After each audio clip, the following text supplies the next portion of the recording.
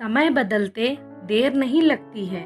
समय का पहिया जब भी घूमता है, राजा को रंक और रंक को राजा बना देता है। सीमा अपने माता पिता की बहुत लाडली थी। 3 बड़े भाइयों की बहन थी। कोई भी चीज मांगने पर उसी वक्त सामने हाजिर हो जाती थी। पूरे परिवार और नौकरों पर राजकुमारी की तरह हुक्म चलाती थी। स्कूल और फिर कॉलेज में भी पूरा रौब था उसका। बड़े घर की लाडली जो थी, इन दिनों उसके घर एक रिश्ता आया। खानदानी लोग थे और पापा की पुरानी जान पहचान थी उनके साथ। सीमा ने हाँ कर दी क्योंकि वह अपने परिवार से बहुत प्यार करती थी। वह जानती थी कि वह लोग उसका अच्छा ही सोचेंगे। राज काफी पढ़ा लिखा था और समझदार लड़का था। ससुराल वाले भी बहुत अच्छे थे। ससुराल में सीमा की वैसी ही थी जैसे कि मायके में। सबकी लाडली बहू बन गई थी वह। फिर उसके घर एक बेटे का जन्म हुआ। कुश सीमा को जान से प्यारा था। पोता पाकर ससुराल वाले फूले नहीं समाते थे। वो सोचती थी कि उसकी किस्मत कितनी अच्छी है।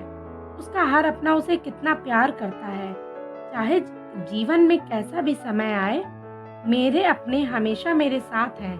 मैं कभी अकेली नहीं हो सकती। कितनी खुशकिस्मत हूँ मैं।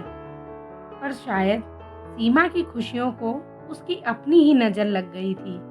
एक दिन वह मायके जाने की जिद कर बैठी। राज उसे लेकर गया। रास्ते में उनकी गाड़ी का एक्सीडेंट हो गया। तीनों बुरी तरह से जख्मी हो गए। काफी दिनों के इलाज के बाद राज और कुश तो ठीक हो गए, लेकिन सीमा पूरी तरह ठीक ना हो सकी। सिर पर चोट लगने के कारण वह अपनी आंखों की रोशनी खो बैठी। अब सीमा की किस्मत जैसे उल्टे पांव चलने लगी। मायके वाले कुछ दिनों तक उसे मिलने आते रहे, फिर कभी कभार फोन करके ही पूछ लेते थे कि अब कैसी हो। धीरे धीरे ये सिलसिला भी कम हो गया। ससुराल वालों की सहानुभूति भी कम होने लगी। घर में किसी को पास बैठने के लिए कहती तो जवाब मिलता, बहुत काम है, अब तुम भी हाथ नहीं बटा सकती। राज भी चिड़चिड़ा हो गया था। बस कुश ही था उसके पास, जिसके साथ हंसते खेलते उसका वक्त गुजरता। एक दिन सीमा के हाथ से कुछ सामान गिर गया, जिसकी वजह से कुश को हल्की सी चोट लग गई। सीमा के सास ससुर ने कुश को उससे अलग कर दिया कि कहीं उसके ना देखने की वजह से बच्चे को कोई नुकसान ना हो जाए। सीमा अंदर से टूट चुकी थी। सीमा को कुश से दूर रहने की सख्त चेतावनी दी गई। एक कामवाली लता को कुश की जिम्मेदारी सौंप दी गई। वह ज्यादातर चुप ही रहती थी।